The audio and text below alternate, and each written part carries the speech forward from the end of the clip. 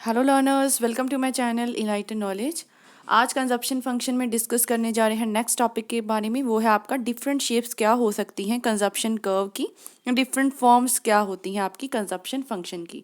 Video शुरू करने से पहले बता देती हूँ, आप मेरे टेलीग्राम चैनल ज्वाइन कर सकते हैं और वेबसाइट को भी विजिट कर सकते हैं। अगर आपको कोई भी वीडियो की PDF फाइल चाहिए, फेसबुक पेज को भी लाइक कर दीजिएगा, लिंक आपको डिस्क्रिप्शन बॉक्स में मिल जाएगा। स्टार्ट कर लेते हैं।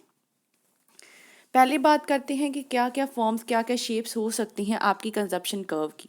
सबसे फर्स्ट है आपकी कि linear consumption curve which does not start from the point of origin, कि ऐसी स्ट्रेट कंजप्शन कर्व जो कि ओरिजिन से स्टार्ट नहीं होती। हमने प्रीवियस भी देखा है कि आपकी जो कंजप्शन कर्व होती है वो ओरिजिन से थोड़ा सा ऊपर स्टार्ट होती है। इसके पीछे रीज़न क्या होता था कि जस्ट अब हमारी इनकम अगर ज़ीरो है तब भी हमें कुछ तो चाहिए, तो दैट मीन्स हमें किसी से बोरो करना पड़ता है कंजप्शन के लेवल को मद्देनज़र रखते हुए। तो इसका मतलब क्या होता है, ज़ीरो इनकम पे भी कुछ ना कुछ कंज्यूम कर रहे हो, जिस वजह से वो ओरिजिन से स्टार्ट ना होकर आपकी थोड़ा सा ऊपर से स्टार्ट होती थी। तो consumption curve can be linear, वो हम लोग अब फिगर की हेल्प से देख लेंगे। It does not start from the point of origin O. इसका मतलब ये है कि when the income of consumer is zero they are spending O C amount of consumption. हम देखते हैं अब इसको कैसे रिप्रेजेंट करना है कि जब लोगों की इनकम ज़ीरो है तब भी वो कुछ ना कुछ कंज्यूम करवा रहे हैं। एक्स एक्सिस पे आपको लेना है इनकम को, ये इनकम है, और वाई एक्सिस पे आपको लेना है कंजप्शन को, ये आपकी कंजप्शन है। तो हमने स्टार्ट करनी है यहाँ से, ऊपर से थोड़ा सा, ओरिजिन से स्टार्ट नहीं करनी है। ये आपकी आ जाती है कंजप्शन कर्व। तो अब हम देखते हैं कि इसमें क्या क्या चीज़ें हैं। इट शोज़ कि आपकी जो इनकम है कंज्यूमर की वो ज़ीरो है जब वो स्पेंड करवा रहे हैं कितना, O C amount on the consumption. इस कंजप्शन को लिखने का तरीका क्या है, alpha plus beta Y, alpha plus beta Y. इसमें जो आपका अल्फ़ा होता है, अल्फ़ा होता है आपका मिनिमम कंजप्शन, कम से कम कंजप्शन जो कि हम लोग करवा पा रहे हैं जब हमारी इनकम क्या है, ज़ीरो। मतलब ज़ीरो इनकम पे जितनी मिनिमम कंजप्शन हो रही है वो अल्फ़ा से रिप्रेजेंट की गई है। बीटा है आपका मार्जिनल प्रोपेंसिटी टू कंज्यूम, ठीक है, MPC, या हम कह सकते हैं रेट है जिस पे आपकी कंजप्शन बढ़ती है जब आपकी इनकम भी बढ़ती है, मतलब किस रेट से बढ़ रही है। इसको लिखने का तरीका एक और होता है, that is delta C over delta Y. ठीक है, आपकी इनकम में चेंज आने से आपकी कंजप्शन में कितना चेंज आया, तो वो होती है आपकी MPC। और यहाँ पे जस्ट हमने दिखाया है कि कैसे कैसे हमारी ये चीज़ें, जैसे मानकर चलो एक ये वाली चीज़ हो गई कि आपकी जब इनकम क्या है OY, कंजप्शन कितनी हो रही है OC, फिर ये वाली इनकम, ये बन गया आपकी K1 and Y1, K1 Y1 आ गया, और आपकी इनकम है OY1, आपकी कंजप्शन है K1 Y1। तो वैसे ही हम टिपिकल फीचर्स में देख लेते हैं कि मैथमेटिकली इसको कैसे करना है। टिपिकल फीचर्स में देखते हैं कि आपकी अगर एवरेज प्रोपेंसिटी टू कंज्यूम, मतलब जो APC कर्व है वो क्या हो जाती है, डिमिनिशिंग, हमेशा डिमिनिशिंग ही होती है। अब उसके पीछे क्या क्या रीज़न हो सकते हैं ये भी हम कर्व की हेल्प से ही देखेंगे।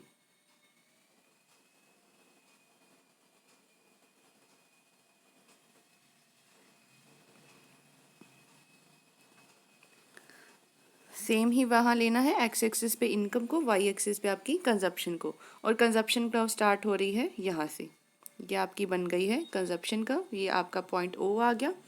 अब APC डिमिनिशेस कैसे हैं कि अब पहले APC आप लोगों को ढूंढनी है। ये मेरा पॉइंट आ गया K और ये पॉइंट आ गया आपका Y।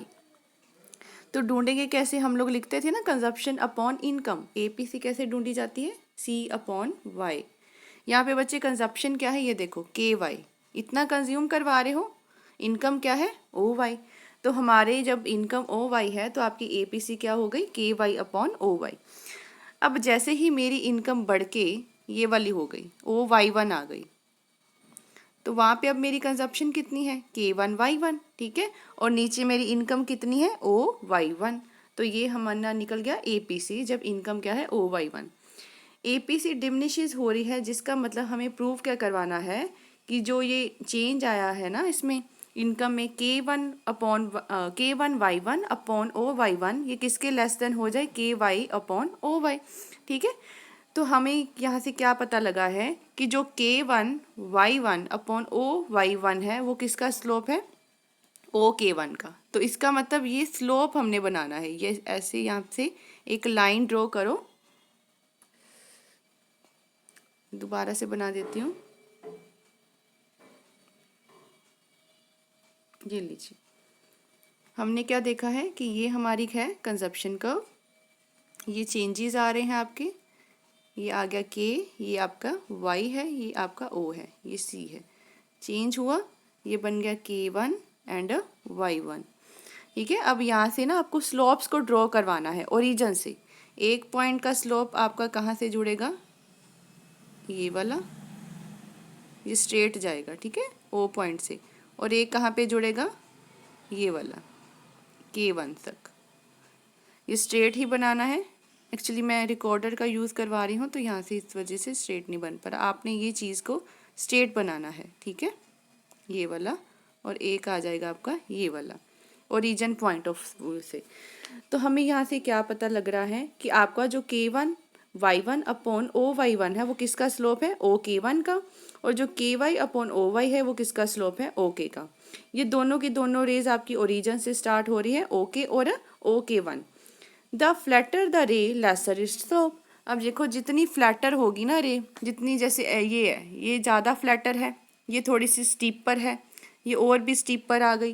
तो इसका मतलब जितनी आपकी जो कर्व्स होती हैं वो फ्लैटर होंगी उतना उसका स्लोप क्या होता है, लेस होता है। तो हम मानकर चले हैं ना कि OK1 आपकी क्या है बच्चे, ज़्यादा फ्लैटर है, ये फ्लैटर है, तो इसका स्लोप क्या होता है, कम। ये थोड़ी कम फ्लैटर है तो इसका स्लोप क्या होता है, ज़्यादा। तो मतलब हमने प्रूव कर दिया दैट K1Y1 अपॉन OY1 ये लेस देन हो जाएगा आपका KY अपॉन OY के। सर्टेनली आपकी जो OK1 है वो ज़्यादा फ्लैटर है OK से, इस वजह से रेशो भी इसकी क्या हो गई, कम हो जाती है। अब नेक्स्ट बात करते हैं,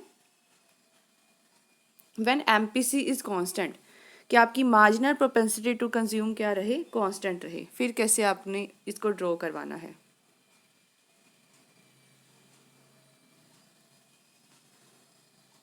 सेम चीज़ें लेनी है, एक्स एक्सिस पे इनकम, वाई एक्सिस पे आपको लेना है कंजप्शन को। MPC आपकी क्या है, कांस्टेंट है, ये आपकी बन गई कंजप्शन का। MPC होता क्या है, चेंज, चेंज कितना आया आपकी इनकम में और चेंज कितना आपका आया कंजप्शन में। तो हम यहाँ पे चेंज को दिखाने के लिए यहाँ पे कुछ ट्रायंगल्स का ड्रॉ कर लेते हैं। ये हो गया फर्स्ट, और ऊपर चले जाओ, ये हो गया आपका सेकंड, ठीक है। तो इसका मतलब ये किसको शो करवा रहा है, ये शो करवा रहा है कितना चेंज आया आपकी इनकम में, क्योंकि मेरी इनकम किधर शो हो रही है, नीचे की तरफ ना, ये वाली चीज़ है, तो ये बराबर ही हो जाएगी। और ये क्या है जो इधर वाली साइड बना हुआ है आपका, मैं यहाँ पे पॉइंट्स लिख देती हूँ, ये आपका E पॉइंट आ गया, ये C पॉइंट आ गया, और ये आपका A B और D पॉइंट आ गया। तो जो ये AC पॉइंट है ना, ये वाला AC पॉइंट, वो किसको शो करवाता है, चेंज इन द कंजप्शन को शो करवाता है। सिमिलरली AD किसको शो करवाएगा, चेंज इन इनकम, BD किसको शो करवाएगा, चेंज इन कंजप्शन को। तो MPC या फिर बात करें delta C over delta Y, ये स्लोप को ही दिखाता है जो कांस्टेंट रहता है, happens to be a straight line. अब देखते हैं slope of CC at point A point पे स्लोप क्या निकल के आया है, AC, मतलब नीचे, ठीक है। ऊपर आपने क्या लिखना होता था, कंजप्शन लिखना होता था ना, क्या निकल के आया है, AC अपॉन नीचे क्या लिखना है, इनकम, ये वाली, ठीक है। ये हो गया आपका EC, ये किस पे निकला है, A पॉइंट पे। फिर हमने बात करनी है B पॉइंट की, B पॉइंट पे कितना आएगा, सेम वैसे ही कंजप्शन में ये चेंज आ रहा है ना, BD अपॉन आपका इनकम में कितना चेंज आ रहा है, AD, ठीक है। ये वाली चीज़ें आपको ध्यान में रखनी है जो पॉइंट B पे निकाला है। अब जो रेशो है AC अपॉन EC वो किसके इक्वल है, BD अपॉन AD के, क्योंकि ये दोनों के दोनों जो ट्रायंगल्स ये बने हैं ना वो क्या है, सिमिलर ट्रायंगल्स हैं, जिस वजह से इनकी रेशो जो है, साइड्स की रेशो है वो भी क्या निकलती है, सेम ही निकलती है। तो हम लोग को कह सकते हैं कि यहाँ पे जो आपकी MPC है वो बिल्कुल सेम है, सारे के सारे पॉइंट्स पे जितने भी CC पे पॉइंट आएंगे ना वहाँ पे आपकी MPC क्या होगी, बिल्कुल आइडेंटिकल, बिल्कुल सेम होगी। अब नेक्स्ट देख लेते हैं, APC is greater than MPC। अब एपीसी आपकी एमपीसी से क्या होती है, greater, even when APC is diminishing, भले ही आपकी एवरेज प्रोपेंसिटी टू कंज्यूम कम हो रही है लेकिन तभी भी ये एमपीसी से क्या होगी, ज़्यादा ही होती है। अब इसको भी बना लेते हैं।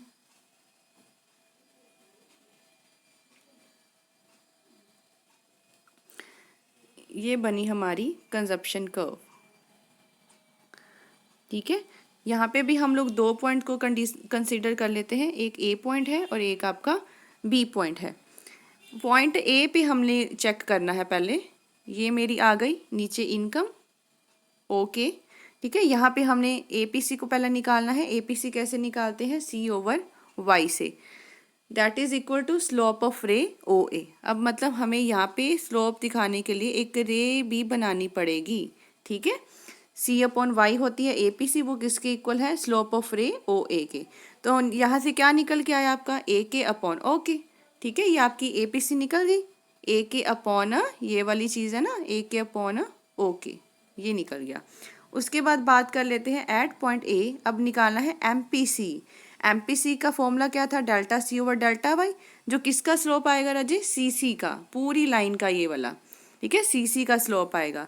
अब सीसी का स्लोप कैसे निकालेंगे, ये आपका आ जाएगा, कोई हम यहाँ पे जैसे पॉइंट ले लेते हैं, ये बी पे आपकी आया था, सीसी का निकालना कैसे है, यहाँ तक ले लो, ठीक है।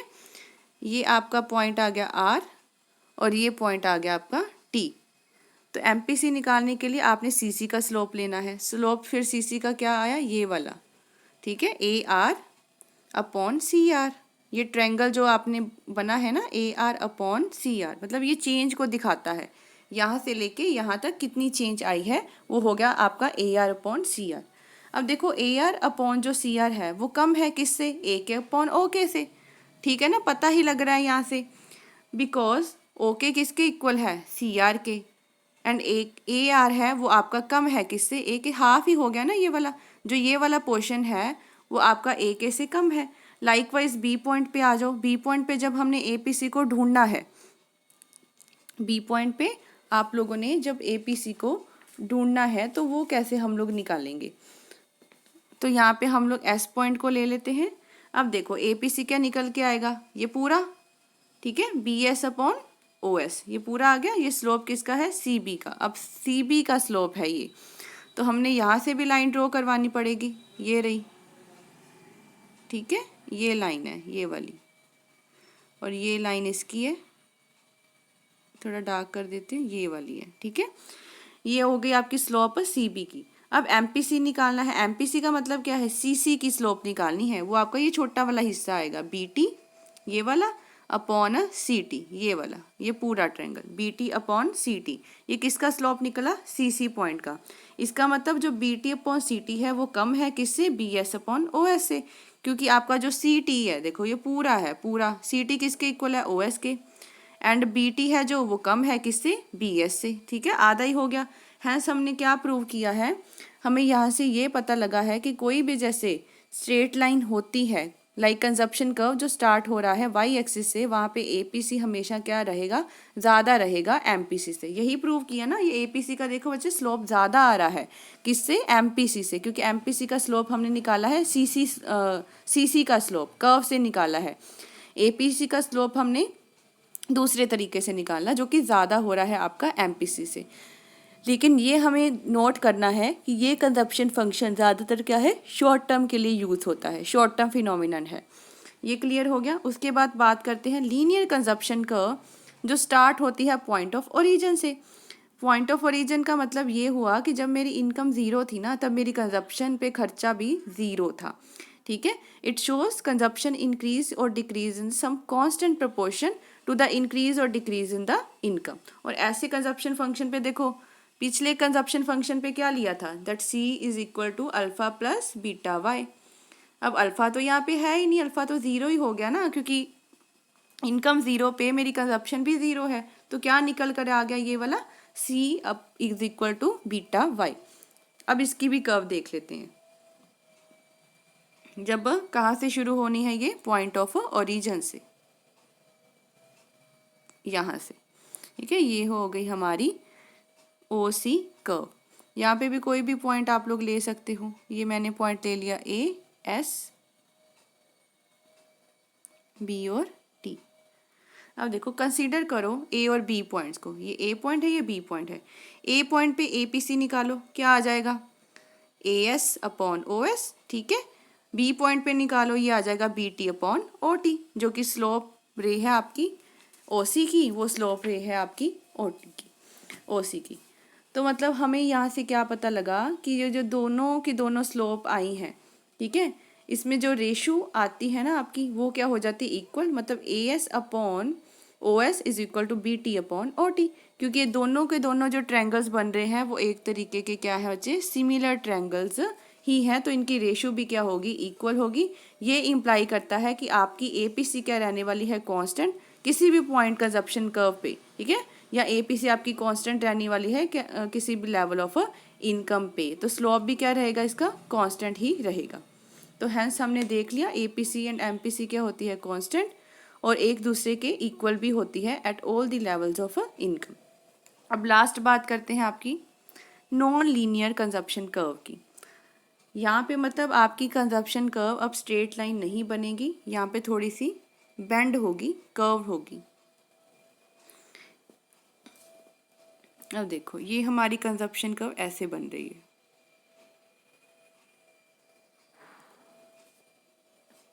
ठीक है, ये सी आ गया, ये आपका ए पॉइंट आ गया। अब ये हमें दिखाता है नॉन लीनियर कंजप्शन कर्व ई सी, जो कि स्ट्रेट लाइन नहीं है। ये दिखाएगा कि change in consumption for a unit change in income different है डिफरेंट लेवल्स ऑफ इनकम पे। अब इसको शो करने के लिए आप क्या करोगे, यहाँ से एक लाइन को ड्रॉ करवाओगे जो कि 45 डिग्री के एंगल पे होगी। ये लाइन हमने बना ली 45 डिग्री के एंगल पे, और ये ले लो अपना बी पॉइंट, जहाँ से ये कट करके जा रही है वो ये आपकी है एवरेज सप्लाई की कर्व, ठीक है। अब हमने देखना है इसमें क्या क्या फीचर्स निकल के आते हैं। दो जो टोटल कंजप्शन है सी वो बढ़ रहा है, ये देखो इनकम बढ़ रही है ये लेवल पे, ठीक है, इनकम बढ़ रही है तो आपकी कंजप्शन भी क्या होती जा रही है, बढ़ती जा रही है। If C rises only at a diminishing rate, C बढ़ तो रहा है लेकिन धीरे धीरे बढ़ रहा है, तो एम पी सी क्या होगी, tends to decline, M P C धीरे धीरे कम होनी शुरू हो जाएगी at every higher level of income, क्योंकि यहाँ पे बच्चे क्या है, मार्जिनल प्रोपेंसिटी टू कंज्यूम आपकी डिमिनिश होनी शुरू हो जाएगी जैसे जैसे आपकी इनकम क्या है, बढ़ती जा रही है। दस ए सी आपकी कर्व डायग्राम में है, राइज तो हो रही है लेकिन डिमिनिशिंग रेट पे राइज हो रही है। इसका जो सेकंड पॉइंट आ जाएगा वो है कि जब when out of every increment income, कि आपकी इनकम जब भी बढ़ी है, ठीक है, less and less is converted into consumption, मतलब हम लोगों ने कंजप्शन कम करवा दी और हम किसकी तरफ जा रहे हैं, सेविंग करने की तरफ। ये देखो ना यहाँ पे आपका क्या आएगा, अभी मेरी क्या है, ये वाली कंजप्शन कर्व है, ठीक है, ये कंजप्शन कर्व है, ये आप मानकर चलो ये इनकम कर्व है। तो जो ये पार्ट है ना वो उसको पार्ट को कहते हैं डिस सेविंग, कि अभी क्या हो रहा है, सेविंग हो ही नहीं रही, ठीक है, सेविंग हो ही नहीं रही। यहाँ पे आके क्या हुआ कि consumption is equal to saving, मतलब दोनों बराबर हो गए, सारी के सारी, जैसे income is equal to saving ले लो, कि मेरी सारी इनकम थी, सॉरी कंजप्शन, मेरी सारी के सारी इनकम मैंने खर्च कर दी। खर्च करने के बाद क्या हुआ कि धीरे धीरे मैंने सेव करना स्टार्ट कर दिया, क्योंकि मेरी इनकम ज़्यादा हो गई मेरे कंजप्शन एक्सपेंडिचर से, तो यहाँ पर आके मैंने सेव करना स्टार्ट कर दिया। ये हम साइकोलॉजिकल लॉ जो केन्स का है उसमें भी बार बार देखेंगे कि आपकी जो जैसे जैसे इनकम बढ़ती जा रही है ना, तो आप अपना कंजप्शन एक्सपेंडिचर कम करवाते जा रहे हो, और जो रेशो है टोटल कंजप्शन और टोटल इनकम का वो धीरे धीरे कम होना शुरू हो जाता है, जिस वजह से आपकी एवरेज प्रोपेंसिटी टू कर्व भी डिक्लाइन करना स्टार्ट कर देती है। ये भी राजे शॉर्ट टर्म का ही फिनोमिनन है, ठीक है। केन्स ने इसको नॉन लीनियर कंजप्शन कर्व को एक रियल लाइफ सिचुएशन की तरह ही माना है। तो जो भी सारा कुछ हम डिस्कस करेंगे ना वो आगे आपका केन्स के साइकोलॉजिकल लॉ में सारा का सारा एक्सप्लेन हो जाएगा। तो ये थी आपकी डिफरेंट कंजप्शन कर्व कैसी कैसी बन सकती है।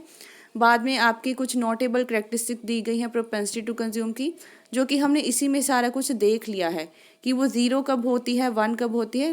नेक्स्ट टॉपिक हम लोग स्टार्ट करेंगे आपका कि आपकी एमपीसी क्यों कम होना शुरू हो जाती है जब हमारी इनकम में इंक्रीज़ आता है, मतलब मार्जिनल प्रोपेंसिटी टू कंज्यूम क्यों फॉल होना शुरू हो जाती है। और डिफरेंस भी देखेंगे आपकी एवरेज प्रोपेंसिटी टू कंज्यूम और मार्जिनल प्रोपेंसिटी टू कंज्यूम का। फिर नेक्स्ट आपका सेविंग फंक्शन स्टार्ट कर देंगे। आई होप यहाँ तक आपको क्लियर हो गया होगा। अगर वीडियो हेल्पफुल लगी हो, इस चैनल को ज़रूर सब्सक्राइब कीजिए, like share and comment and press the bell icon, ताकि हर वीडियो की नोटिफिकेशन आपको टाइम टू टाइम मिलती रहे। Thank you.